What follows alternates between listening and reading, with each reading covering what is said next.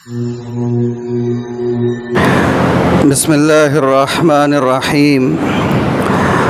الحمد لله الذي لم يتخذ ولدا ولم يكن له شريك في الملك ولم يكن له ولي من الذل وكبره تكبيرا، والصلاة والسلام الأتمان الأكملان على سيدنا وحبيبنا ونبينا وقدوتنا ومولانا وقرة أعيننا محمد بن عبد الله وعلى آله الطيبين الطاهرين ومن تبعهم بإحسان إلى يوم الدين، أما بعد.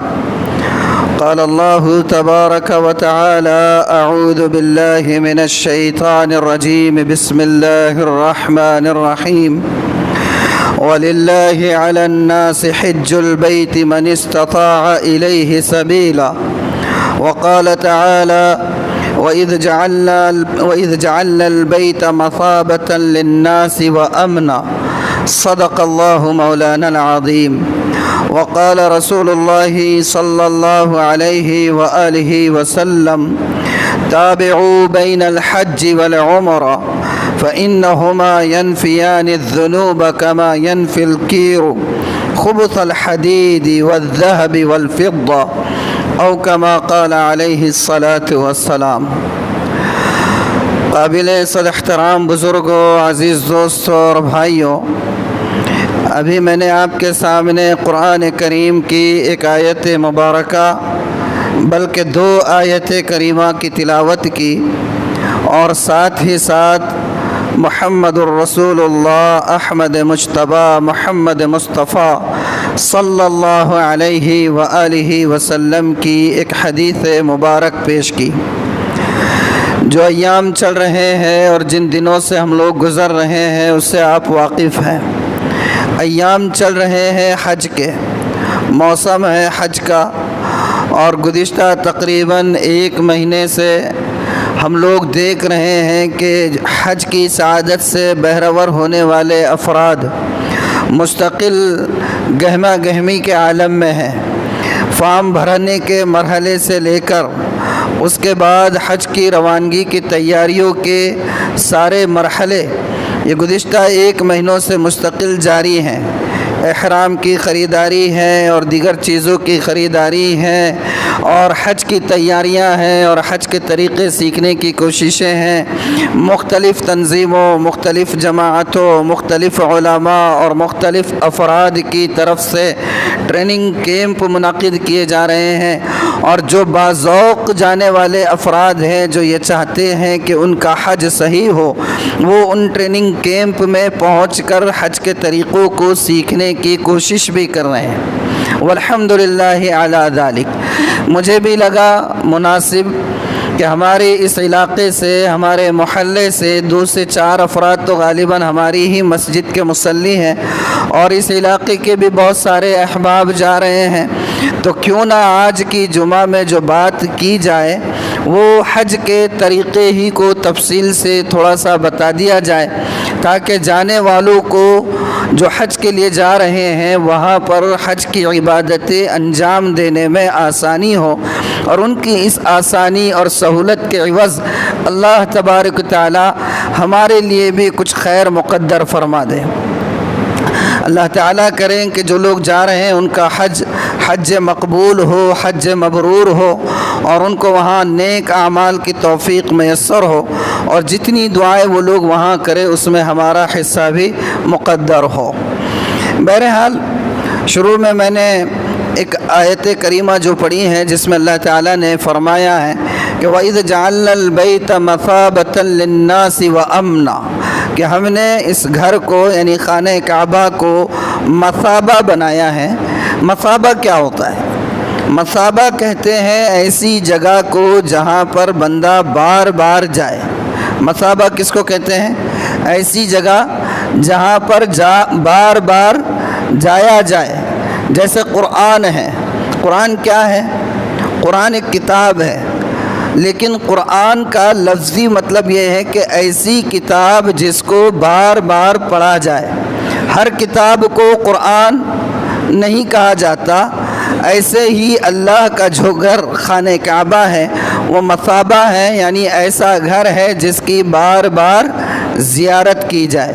تو یہ اللہ کے گھر کا مقام ہے، مرتبہ ہے، اور اس کے لیے جو لوگ جا رہے ہیں تو مناسب تو یہی ہے کہ سیکھ کر جائے، معلومات حاصل کر کے جائیں، اس لیے کہ بڑی سے بڑی عبادت اور بڑا سے بڑا کام اور بڑے سے بڑا عمل اگر سیکھے بغیر کریں تو اس میں کام بھی نامکمل ہوتا ہے اور محنت بھی ضائع ہو جاتی ہے۔ معلوم ہوا کہ لاکھوں روپیہ خرچ کر کے جا رہے ہیں اور کچھ سیکھا نہیں، کسی ٹریننگ کیمپ میں گئے نہیں، حج کے طریقے کیا ہے، معمولات کیا ہے، کون سی ترتیب ہے، کب کیا کرنا ہے، اس کا علم کچھ نہیں ہے۔ لاکھوں روپیہ خرچ کیا حج کے لیے اور نمائش کے لیے مزید لاکھوں روپیہ خرچ کر کے گئے۔ اب یہ بھی ہو رہا ہے، کھانا بن رہا ہے، دعوتیں ہو رہی ہیں، فنکشن ہال جو ہے بک کیے جا رہے ہیں اور فنکشن ہال میں لوگوں کو بلایا جا رہا ہے یہ بتانے کے لیے کہ اب ہم حج کے لیے جا رہے ہیں۔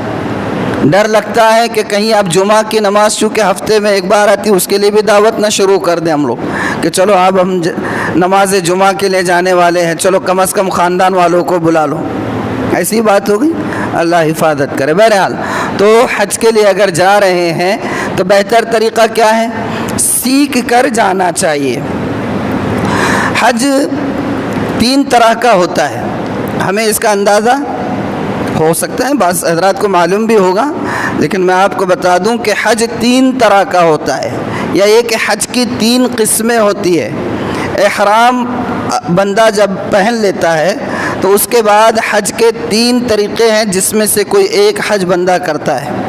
ہمارے پاس سے جو حجاج جاتے ہیں یعنی انڈیا، پاکستان وغیرہ سے، وہ حج کو جانے والے عموماً حج تمتع کرتے ہیں۔ کیا کرتے ہیں؟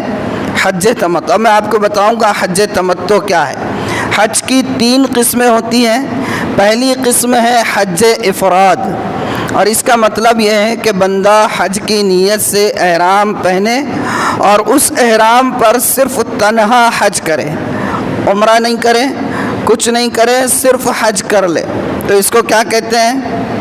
حج افراد۔ اس حج میں قربانی نہیں ہوتی ہے، اس حج میں قربانی نہیں ہوتی ہے۔ اگر مان لیجئے کسی کو بہت شوق ہے حج کرنے کا اور پیسہ اتنا نہیں ہے کہ قربانی کو افورڈ کر سکے تو بھی حج ہو سکتا ہے۔ حج افراد کرنا ہے، وقت پر چلے جائے، 8 تاریخ سے 1 دن پہلے پہنچ جائے اور اس کے بعد جو ہے سیدھا حج کرے، واپس آ جائے، ہو گیا حج۔ اس کو کہتے ہیں حج افراد، اس میں قربانی بھی نہیں ہوتی ہے۔ دوسرا حج ہوتا ہے حج قران۔ حج قران کیا ہے؟ حج قران یہ ہے کہ بندہ احرام پہنے، احرام پہننے کے بعد نیت حج اور عمرہ دونوں کی کر لے۔ کس کی کرے؟ حج کی بھی کرے اور عمرے کی بھی کرے، لیکن عمرہ کرنے کے بعد احرام نہ کھولے، احرام کی پابندیوں میں رہیں اور اسی احرام پر پھر حج کر لے، تو اس کو کہتے ہیں حج قران۔ ابھی ایک ہی احرام میں 2 کام ہو گئے، اس لیے شکرانے کے طور پر اس حج میں بھی قربانی واجب ہے۔ اور تیسری قسم ہوتی ہے حج کی حج تمتع، جو عموماً ہمارے پاس سے جانے والے حجاج کرام کرتے ہیں، اور وہ کیا ہوتا ہے کہ یہاں سے جاتے ہوئے جب احرام پہنتے ہیں تو احرام پہننے کے بعد نیت حج کی نہیں کرتے ہیں، بلکہ نیت کی جاتی ہے صرف عمرے کی۔ کس کی نیت کی جاتی ہے؟ ہاں، صرف عمرے کی نیت کی جاتی ہے، اور وہاں جا کر عمرہ کیا جاتا ہے، اور عمرہ کرنے کے بعد احرام کی پابندیوں سے پوری طرح آزاد ہو جاتے ہیں۔ اور جس طریقے سے ہم لوگ یہاں رہتے ہیں بغیر کسی قیود اور شرائط اور ضوابط اور پابندیوں کے، احرام کھلنے کے بعد وہاں پر بھی اسی طریقے سے رہتے ہیں، اور پھر جب حج کا موسم آتا ہے تو اس وقت پھر دوبارہ حج کی نیت سے احرام پہن کر حج کے سارے کام انجام دیے جاتے ہیں۔ اس حج کو کہتے ہیں تمتع۔ کیا کہتے ہیں؟ ہاں، تمتع کا مطلب ہوتا ہے عربی میں فائدہ اٹھانا۔ کیا ہوتا ہے؟ فائدہ اٹھانا۔ چونکہ انہوں احرام پہن کر گئے عمرہ کر لیے، عمرہ کرنے کے بعد احرام کی پابندیوں سے آزاد ہو گئے، اور آزاد ہونے کے بعد وہاں مستقل رکے رہے، بہت دن تک رکے رہے، بہت کچھ فائدہ اٹھا لیا، اس لیے اس کو کہتے ہیں حج تمتع۔ اور اس حج میں بھی کہ دو کام ایک وقت میں ہو رہے ہیں، اللہ کا شکر ادا کرنے کے لیے قربانی واجب ہے۔ کیا واجب ہے؟ ہاں، یعنی کہ 3 قسموں میں سے 2 قسموں میں قربانی، اور ایک قسم میں قربانی نہیں ہے۔ کون سی قسم میں قربانی نہیں ہے؟ جس میں صرف احرام سے حج کیا جاتا ہے، عمرہ نہیں کیا جاتا ہے۔ تو یہ موٹی بات ہے، اس لیے میں نے مناسب سمجھا کہ اس کو بتلا دوں آپ کو۔ اب جب جانے کا وقت ہو جائے، حجاج کرام، ایک صاحب تو یہاں نظر آ رہے ہیں، اور بھی ہیں کیا کوئی جانے والے؟ اور کوئی ہیں بیٹھے ہوئے؟ چلے کوئی بات نہیں ہے، رغبت اور ذوق بھی اگر اس سننے سے پیدا ہو جائے، مقصد حاصل ہے۔ کسی چیز کا اگر تذکرہ کیا جائے تو ذوق بھی تو پیدا ہوتا ہے نا، رغبت اور شوق، دل میں ولولہ اور جوش، یہ جذبات، یہ امنگیں پیدا ہونی شروع ہوتی ہیں۔ تو یہ بھی اگر حاصل ہو جائے، یا کم از کم مجھے ہی مزہ آ جائے تو کافی ہے، الحمدللہ مجھے بھی مزہ آ جائے کافی ہے، کیونکہ یہ ایک ایسا، تھوڑا سا معاف کیجئے گا لفظ استعمال کر رہا ہوں، حج اور عمرے کی سعادت ایک نشہ ہے۔ ایک مرتبہ جب بندہ کر لے تو پھر وہ نشہ جو ہے سر چڑھ کر بولتا ہے، بار بار جانے کو دل بولتا ہے، بار بار جانے کو۔ ایک بار جا کر آ گیا دل بھرتا نہیں ہے۔ میں نے سنا یہاں بہت سے علماء کرام، یہاں تنقیص نہیں ہے، کسی پر تنقید بھی نہیں ہے، لیکن سنا ہے بیان میں، میں خود بھی رہا ہوں 1-2 جگہ پر، بیان کرتے کہ بھئی کیا یہ لوگ مالدار عمرے پر عمرے کو جا رہے ہیں، حج پر حج کو جا رہے ہیں، یہ بازو میں پریشان ہے اور وہ بازو میں پریشان ہے، اور ایسے حج کا کیا مطلب اور ایسے عمرے کا کیا مطلب، وہ پیسہ اٹھانا اور اس کو دے دینا اور اس کو دے دینا۔ اللہ کی عبادتوں کے سامنے ہی سارے مسائل آ جاتے ہیں۔ اللہ کے رسول صلی اللہ علیہ وسلم کے الفاظ بتاؤں حدیث میں کیا ہے حج اور عمرے کے لیے؟ آپ نے فرمایا تابعوا بین الحج والعمرہ، حج اور عمرے کے درمیان پے در پے کرو۔ فرمایا حج بھی اور عمرہ بھی، تابعوا کس کو کہتے ہیں؟ اتباع کرنا کس کو کہتے ہیں؟ نقش قدم پر چلنا۔ اتباع کس کو کہتے ہیں؟ نقش قدم پر۔ اور نقش قدم پہ کیسے چلتا ہے آدمی؟ جو پیر کا نشان ہے اسی پیر پہ رکھ کے پھر کنٹینیو چلتے رہنا۔ تو فرمایا کہ حج اور عمرہ پے در پے کرتے رہو۔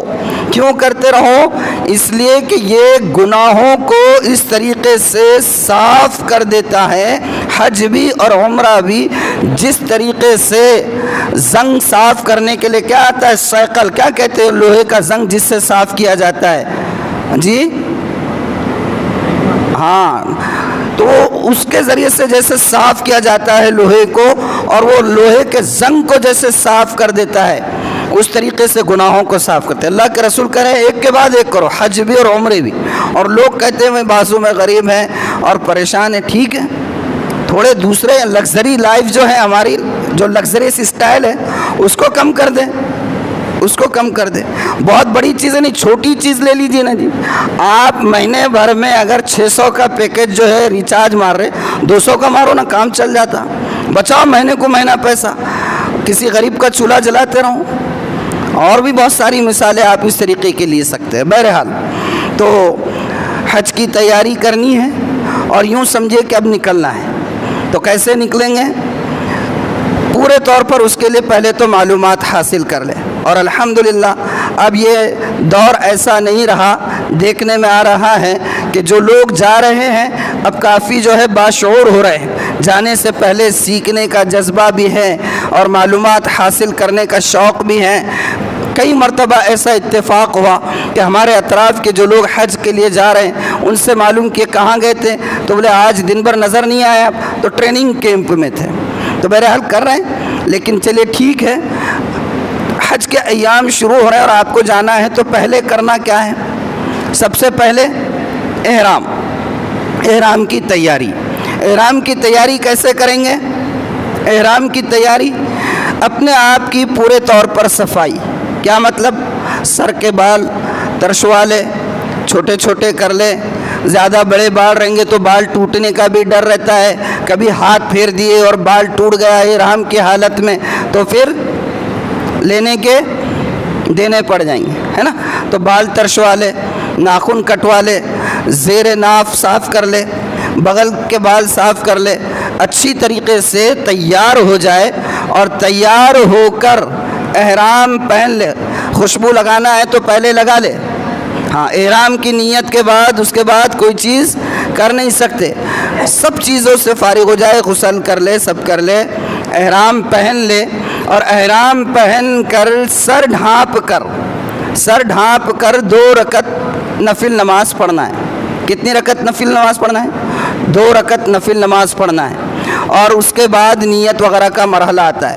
جیسے دیکھیے نماز میں ہم اگر امام صاحب کھڑے والے ہیں، عموماً ہوتا بھی ایسا، اور رکعت کسی کی چھوٹ رہی ہے تو انہیں بھاگتے ہوئے آتا اور سیدھا جو ہے تو رکوع میں چل جاتا۔ اگر زبان سے اس نے تکبیر نہیں کی تو امام صاحب اگر سورہ بقرہ بھی پڑھ لے پوری رکعت میں اور انہیں پوری سورہ بقرہ میں بھی شامل رہا تو اس کی نماز ہوتی کیا؟ کیوں نہیں ہوتی ہے؟ تکبیر تحریمہ شرط ہے نماز میں داخل ہونے کے لیے، شرط ہے نا، معلوم ہے نا؟ تکبیر تحریمہ نماز میں داخل ہونے کے لیے شرط ہے۔ اور دوسری شرط کیا ہے نماز میں داخل ہونے کے لیے؟ جی نیت ضروری ہے نا، کہ نیت کے بغیر نماز ہو جاتی ہے، چاہے دل میں ہو زبان سے نہ کرے، لیکن نیت شرط ہے نماز کے لیے۔ اسی طریقے سے حج کے اعمال میں داخل ہونے کے لیے 3 چیزیں ضروری ہے، اس کے بغیر آدمی اگر جا کر پورے 2 مہینے رہ کر بھی آئے گا، ان تینوں میں سے کوئی ایک چیز کم رہے گی، 2 مہینے جا کر بھی آئے گا تو حج نہیں ہوگا۔ 3 چیزیں حج کے اعمال میں داخل ہونے کے لیے ضروری ہے۔ کیا کیا ضروری ہے؟ نمبر 1 احرام، یہ تو موٹی بات ہے، سبھی کو معلوم ہے۔ نمبر 2 نیت، جیسے نماز میں نیت ہوتی ہے، اور کیا ہوتا ہے نماز میں؟ ابھی بتایا نا کیا ہوتا ہے نماز میں، اور شرط کیا ہے؟ تکبیر۔ اسی طریقے سے حج کے اعمال میں داخل ہونے کے لیے احرام کے بعد نیت، اور نیت کے بعد ہوتا ہے تلبیہ۔ کیا ہوتا ہے؟ اگر کسی نے احرام پہن لیا، نیت نہیں کیا، چلے گیا، حج ہوگا؟ نہیں ہوگا۔ تلبیہ نہیں پڑھا تو عمل ہی شروع نہیں ہو رہا ہے، اس لیے کہ شرط پوری نہیں ہو رہی ہے۔ تو حج کے اعمال میں داخل ہونے کے لیے 3 بنیادی شرطیں ہیں، پہلے احرام، دوسرا نیت، اور نیت کرنے کے بعد تلبیہ۔ اب جو لوگ یہاں سے جا رہے ہیں عموماً گھر سے تو احرام پہن کے جاتے نہیں ہیں، حیدرآباد سے، بامبے سے، اورنگ آباد سے، جو بھی امبارکیشن پوائنٹ ہے وہاں سے ایئرپورٹ پر جانے کے بعد وہ لوگ جو ہے احرام پہنتے ہیں، تو کرنا بھی نہیں چاہیے نیت گھر سے۔ اگر آپ ایئرپورٹ پر چلے گئے، احرام پہن لیے، نماز پڑھ لیے، سب کچھ کر لیے، سب کر لینا، لیکن نیت اور تلبیہ کب کرنا ہے؟ جب آپ جہاز میں بیٹھ گئے اور جہاز ٹیک آف کر گیا، اڑ گیا، تو اس کے بعد نیت۔ اس سے پہلے نیت کوئی ایسا نہیں ہے فرض، میں کوئی شرعی مسئلہ نہیں بتا رہا ہوں، احتیاطی پہلو بتا رہا ہوں، اس لیے کہ ہوتا یہ ہے کہ بہت کچھ کام ہوتے ہیں، سامان اٹھانا ہے، رکھنا ہے، ادھر بھاگ ادھر بھاگ، بورڈنگ کرانا ہے، دنیا بھر کے جھمیلے ہوتے ہیں، آدمی پریشان ہو جاتا ہے، کبھی لے رہا پسینہ پوچھ رہا ہے، کبھی کچھ کر رہا ہے، اس میں بہت کچھ جو ہے ایسی چیزیں ہو سکتی ہیں جو احرام کے ممنوعات سے ہے۔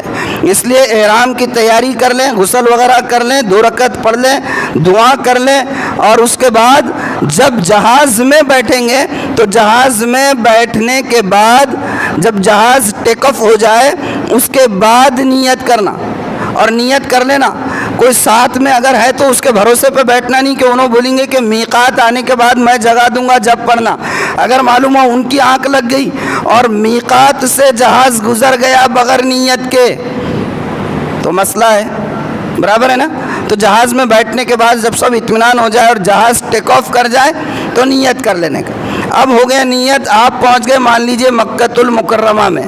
مکۃ المکرمہ میں پہنچنے کے بعد ہمارے پاس سے یہاں سے عموماً کیا ہوتا ہے؟ حج تمتع ہوتا ہے، اور تمتع کا مطلب کیا ہے میں نے بتایا تھا، پہلے جاتے ہی عمرہ کرتے ہیں، عمرے سے فارغ ہو جاتے ہیں، احرام کھول دیتے ہیں، اس کے بعد آرام سے رہتے ہیں، جی چاہا تو عمروں پر عمرے کرتے ہیں، جی چاہا تو طواف کرتے ہیں، جی چاہا تو دوسری عبادتیں کرتے ہیں، لیکن باقی دن جو حج سے پہلے کے ایام رہتے لوگ خالی رہتے ہیں۔ اب میں آپ کو عمرے کا طریقہ یہاں نہیں بتاتا ہوں، ڈائریکٹ حج کا طریقہ بتاتا ہوں، اس لیے کہ حج کا طریقہ بتانے میں عمرے کا طریقہ بھی آ جائے گا۔ آپ پہنچ گئے، مان لیجئے کہ آپ پہلی مرتبہ خانہ کعبہ میں جا رہے ہیں، تو کیا کریں گے؟ پہلی مرتبہ میں جب خانہ کعبہ جا رہے نگاہیں نیچی ہوں اور ادب کے ساتھ، احترام کے ساتھ، اللہ کا وقار، اللہ کا جلال، اللہ کی عظمت دل کے اندر بھری ہو، اور اس احساس کے ساتھ خانہ کعبہ جائیں، اور جب پہلی نظر 3 مرتبہ پہلے جو ہے اللہ اکبر کہے، 1 مرتبہ اللہ اکبر کہے، 3 مرتبہ لا الہ الا اللہ کہیں، اور اس کے بعد خانہ کعبہ پر نظر ڈالیں، پہلی نظر میں بندے کے دل سے جو دعائیں نکلے گی وہ ساری دعائیں قبول ہوتی ہے۔ کعبہ پر جب پہلی نظر پڑتی ہے تو اس وقت بندہ جو بھی دعائیں مانگتا ہے وہ ساری دعائیں قبول ہوتی ہیں۔ اب جو ہے کتابوں کے چکر میں پڑھنا نہیں، میں ابھی ایک لفظ بول رہا ہوں، جو لوگ جانے والے ہیں وہ ذہن میں رکھیں، کتابوں کے چکر میں، دعا یاد کرنے کے چکر میں جو اچھا کام ہوتا ہے وہ بھی رہ جاتا ہے۔ اگر آپ ذہین ہیں اور الحمدللہ دعائیں یاد کر سکتے ہیں تو سونے پر سہاگا، نور علی نور، لیکن اگر دعائیں یاد نہیں ہوتی ہیں، جو دل سے دعائیں نکلتی ہیں وہ اصل ہوتی ہے۔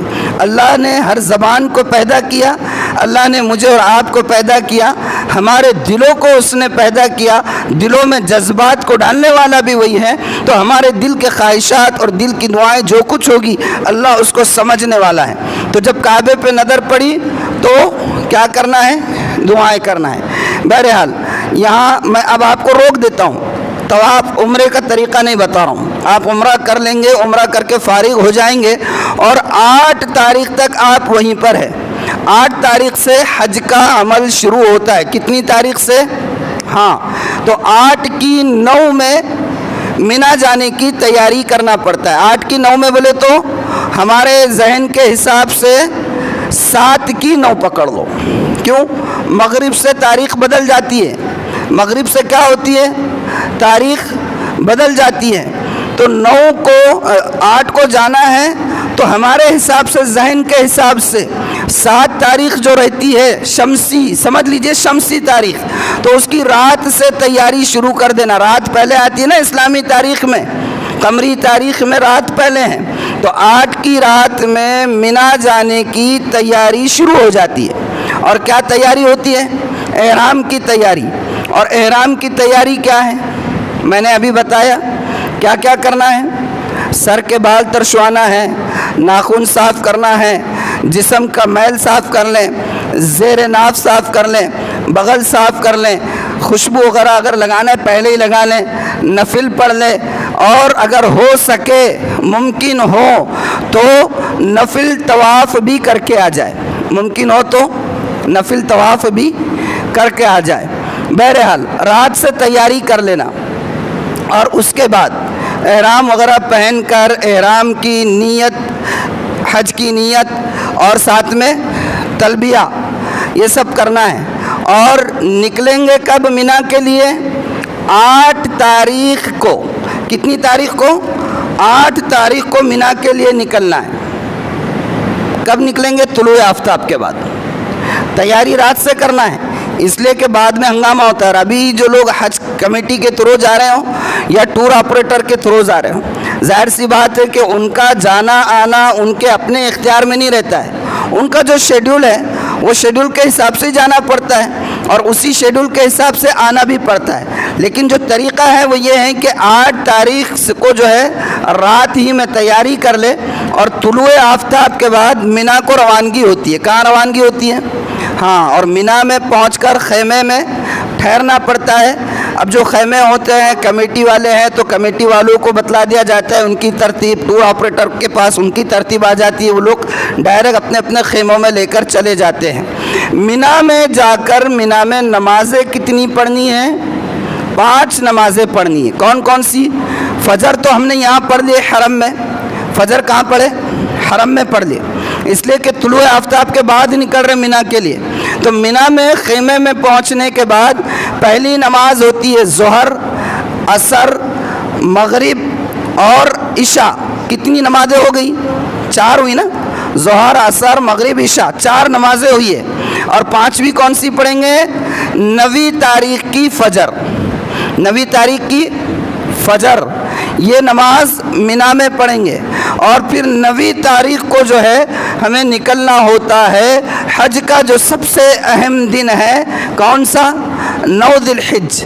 کیا ہوتا ہے اس میں؟ عرفات کا وقوف عرفہ، یہ حج کا رکن اعظم ہے۔ 9 تاریخ کو جو ہے فجر مینا میں ادا کریں گے۔ اس کے بعد تکبیر تشریق جاری رہے زبان پر، لبیک جاری رہے زبان پر، اور زوال سے پہلے پہلے کہاں پہنچنا ہے؟ زوال کے بعد نہیں، زوال سے پہلے عرفات پہنچ جانا ہے۔ جب وہاں پہنچ گئے، اگر سہولت سے ممکن ہو غسل کرنے کے لیے مل سکتا ہے تو غسل کر لینا، نہیں تو وضو کر لینا۔ اور پھر وہاں پر کرنا کیا ہے؟ جیسے ہی زوال ہو گیا، زوال ہوتے ہی وقوف عرفہ کا ٹائم شروع ہو جاتا ہے، اور وہاں پر وقوف کرنا ہے کھڑے کھڑے، بس اللہ کا ذکر، تسبیح، تہلیل، تحمید، تلبیہ، تشریق، یہ ساری چیزیں زبان پر جاری رہیں، اور یہی کام وہاں پر کرنا ہے۔ اب اگر کوئی معذور ہے، بوڑھے ہیں، تکلیف ہے، تو بیٹھ کر بھی جو ہے وقوف عرفہ ہو سکتا ہے، لیکن بہتر کیا ہوتا ہے کہ جو وقوف کا مطلب ہوتا ہے ٹھہرنا، کھڑے ہو کر، تو کھڑے ہو کر وقوف عرفہ کرنا بہتر ہے۔ لیکن عذر کی وجہ سے اگر کوئی بیٹھ کر پورا وقت گزارے تو وہ بھی کر سکتا ہے۔ اور وہاں پر کرنا کیا ہے؟ بس اللہ کی تہلیل، تحمید، تسبیح اور دعائیں، جتنی دعائیں ہو سکتی ہیں۔ سب سے زیادہ مقبول دعاؤں کا وقت اگر کوئی ہے تو وہ وقوف عرفات کا ہے۔ اپنے لیے دعائیں کریں، اپنے ماں باپ کے لیے، اہل خانہ کے لیے، اپنی اولاد کے لیے، امت مسلمہ کے لیے، مسلم حکمرانوں کے لیے، کہ وہ امت کے لیے مفید ثابت ہو۔ اور اسی طریقے سے وہ تمام ملت اسلامیہ کے افراد جو غیر مسلم ممالک میں رہتے ہیں، ادر جو ہے دستور اور کانسٹیٹیوشن کے دائرے میں رہتے ہیں، ان کے لیے اسلام کی راہیں کیسے ہموار ہو سکتی ہیں، اور وہ اپنے اور اپنی شریعت کا بقا اور استحکام اس ملک میں کیسے کر سکتے ہیں، ان ساری چیزوں کو وہاں پر اپنی دعاؤں کا حصہ بنانا چاہیے۔ تو یہ کام کرنا ہے۔ اور ظہر کا وقت آئے، ظہر اپنے وقت میں، عصر کا وقت آئے، عصر اپنے وقت میں، اذان دے کر جماعت کے ساتھ، جتنے افراد ہیں ساتھ میں ہوتے ہیں، جتنے میسر ہو جماعت بنا لے، نماز پڑھ لے۔ ظہر کے وقت میں ظہر، عصر کے وقت میں عصر، جماعت بنا کر نماز پڑھنی ہے۔ کیسی پڑھنی ہے؟ جماعت سے نماز پڑھنی ہے۔ اور اس کے بعد جب سورج غروب ہو جائے تو مغرب کی نماز عرفات کے میدان میں نہیں پڑھتے، مغرب کی نماز عرفات کے میدان میں نہیں پڑھنا ہے۔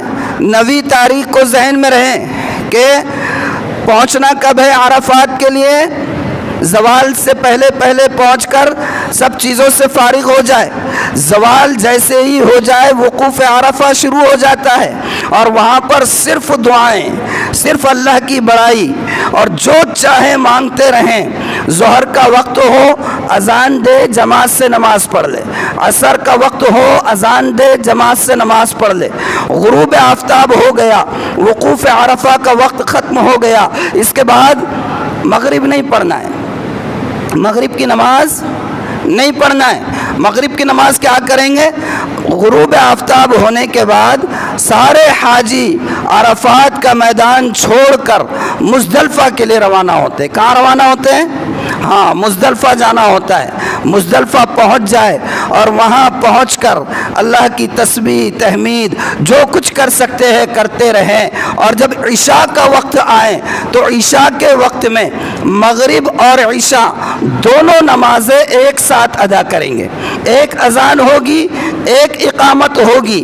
اذان ہوگی، جماعت بنائیں گے، پہلے مغرب کی نماز پڑھیں گے، اس کے بعد تکبیر تشریق وغیرہ کچھ کریں گے تھوڑی بہت، اور پھر اس کے بعد کھڑے ہو کر اسی اذان اور اسی اقامت سے عشاء کی نماز بھی پڑھی جائے گی۔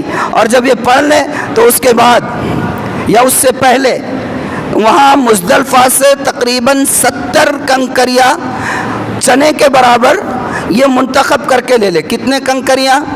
70 کنکریاں، اس لیے کہ بعد میں اب دوسرے دن سے مرحلہ کون سا شروع ہو رہا ہے؟ رمی جمرات کا۔ اور رمی جمرات کیا ہوتا ہے؟ مینا میں شیطان کے جو علامتیں بنی ہوئی ہیں ان کو کنکر مارنا ہوتا ہے۔ تو مزدلفہ میں رات گزارنا نہیں ہے، مزدلفہ ہاں رات گزارنا ہے، لیکن وہاں پر جیسے ہی پہنچ گئے آپ عشاء تک یا عشاء کے بعد یا عشاء سے پہلے 70 کنکریاں بھی منتخب کرنا ہے۔ کتنی کنکریاں؟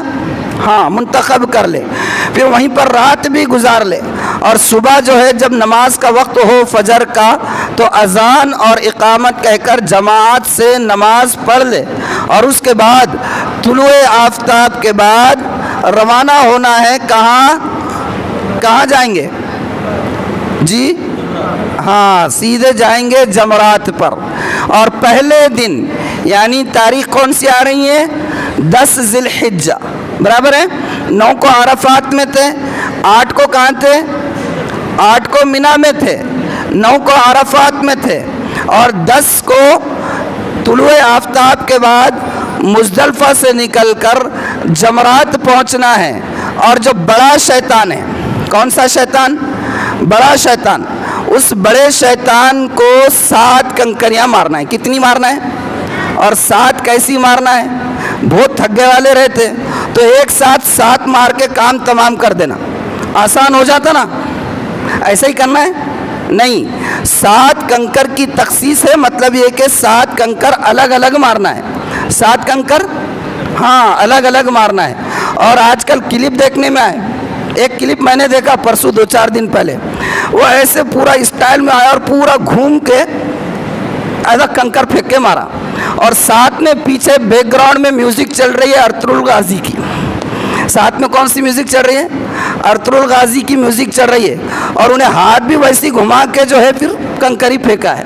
تو ایسے نہیں کرنا ہے، ایسے ہاں جو طریقہ سنت میں جو نور ہے، اللہ کے رسول صلی اللہ علیہ وآلہ وسلم کے بتائے ہوئے اعمال میں جو نور ہے، وہ نور کسی بھی اس میں نہیں ہے، چاہے جوش و جذبات کا مظاہرہ دوسرے حرکتوں میں کتنا بھی نظر آ جائے۔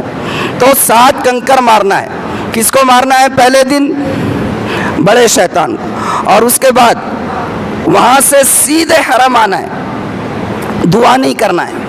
دوسرے دن دعا کی جاتی ہے کنکریاں مارنے کے بعد، پہلے دن دعا نہیں کرنا ہے۔ شیطان کو کنکر مار دیے، حرم آ جانا ہے، اور حرم آ کر کیا کریں گے؟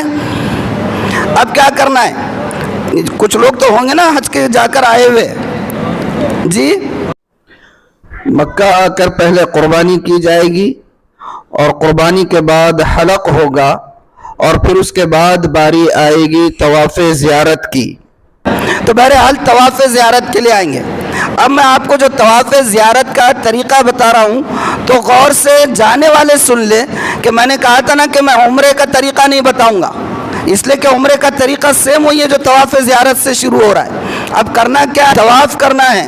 تو طواف کی شروعات کیسے کریں گے میں مختصر انداز میں بتلاتا ہوں، وقت کافی ہو رہا ہے۔ طواف کے لیے آپ آ گئے، جو مطاف کا حصہ ہے جہاں خانہ کعبہ ہوتا ہے، تو جہاں حجر اسود لگا ہے اس کے سیدھ میں آ جاتے ہیں، اور اس کے سیدھ میں آ کر پہلے تو حجر اسود، یوں سمجھ لیجئے کہ یہ حجر اسود ہے، تو حجر اسود کو اپنے پورے دائیں جانب رکھ کر اس کے اس سائیڈ میں کھڑے ہو کر پہلے نیت کر لیں، اور نیت کرنے کے بعد پھر جو ہے حجر اسود کے سیدھ میں آ کر دونوں ہاتھ کانوں تک اٹھا کر اس کا بوسہ لینا ہے۔ اور اب بوسہ لینا آسان نہیں ہے، تو کیا کرنا ہے؟ فلائنگ کس کرنا ہے۔ کون سا کس؟ فلائنگ کس معلوم ہے نا کہ نہیں معلوم ہے؟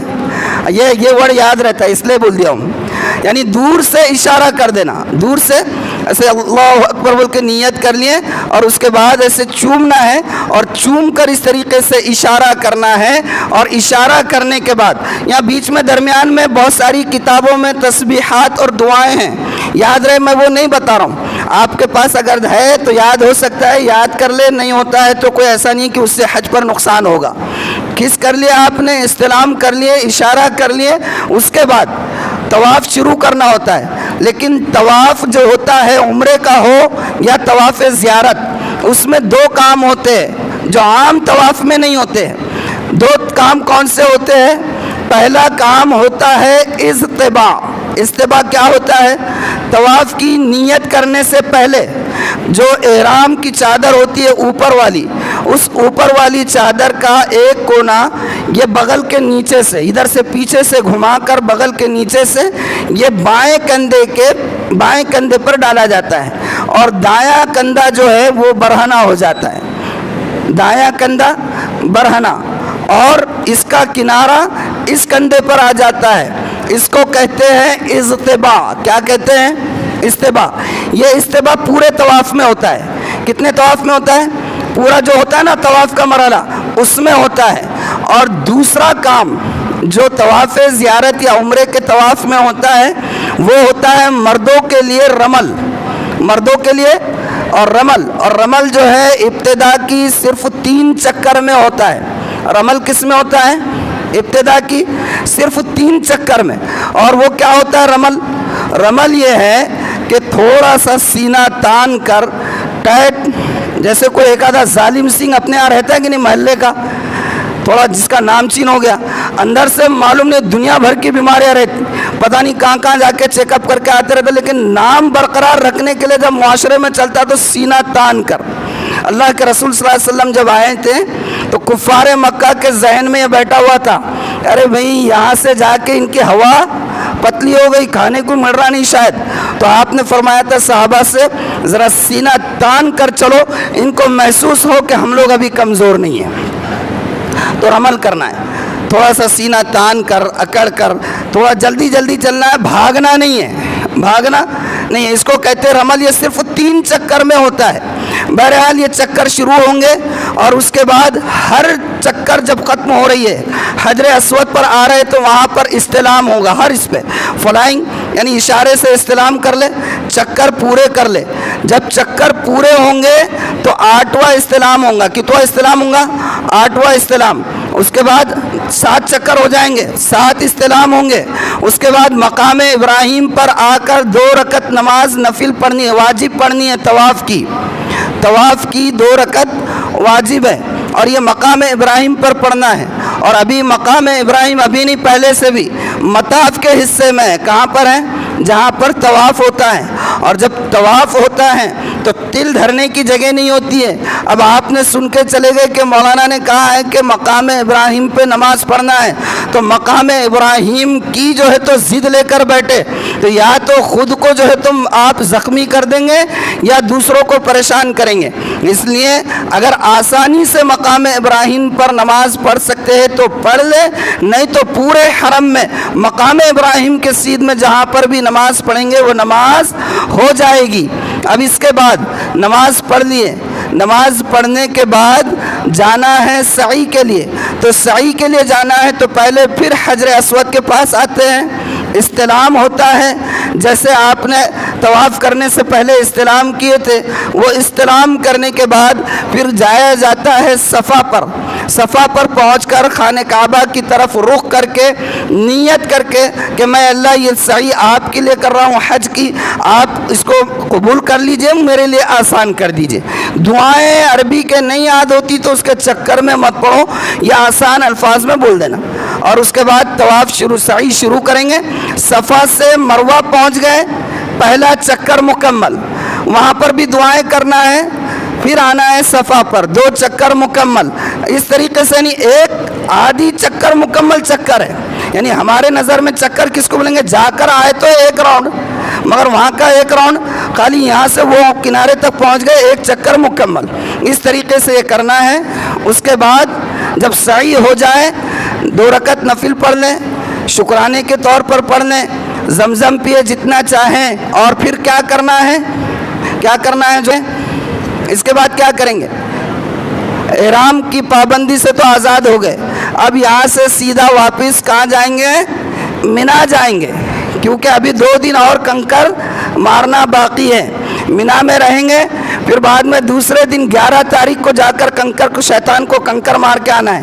پہلے دن بڑے کو مارے تھے، آج 11 تاریخ کو تینوں شیطان کو، پہلے جو ہے چھوٹے سے شروع کریں گے، پھر درمیانی والے پر جائیں گے اور آخر میں بڑے والے کے پاس جائیں گے۔ پہلے جب کنکر ماریں گے، مارنے کے بعد تھوڑا آگے نکل کر دعائیں کی جاتی ہے۔ دوسرے کو ماریں گے، جمرہ وسطیٰ کہتے ہیں اس کے مارنے کے بعد بھی تھوڑا سا آگے بڑھ کر دعائیں ہوتی ہے، اور جو بڑا شیطان ہے اس کو مارنے کے بعد وہاں پر دعائیں وغیرہ کچھ نہیں کی جاتی ہے، سیدھے واپس۔ پھر تیسرے دن بھی اسی طریقے سے ہوتا ہے۔ یہ ہونے کے بعد پھر واپس آ کر طواف وغیرہ کیا جاتا ہے۔ حج مکمل ہو گیا ہے، حج الحمدللہ مکمل ہو گیا ہے۔ تو جو لوگ حج کو جا رہے ہیں، اگر ایک بھی یہاں پر موجود ہیں تو اگر وہ اس سے کچھ سیکھ کر گئے اور کچھ کر لے تو ہمارے لیے بات کرنے کا مقصد حاصل ہو گیا ہے۔ اللہ تعالیٰ جتنے حجاج اس سال پوری دنیا سے جا رہے ہیں ان تمام کے حج کے اعمال کو اپنی بارگاہ میں قبول فرمائے اور انہیں توفیق مرحمت فرمائے کہ وہ حج اپنی یعنی باری تعالیٰ کی منشا اور نبی کریم صلی اللہ علیہ وآلہ وسلم کے مبارک طریقوں کے مطابق کرنے کی انہیں توفیق عطا فرمائے۔ وآخر دعوانا ان الحمدللہ رب العالمین۔ جن حضرات نے سنتیں نہیں پڑھی ہیں وہ جلدی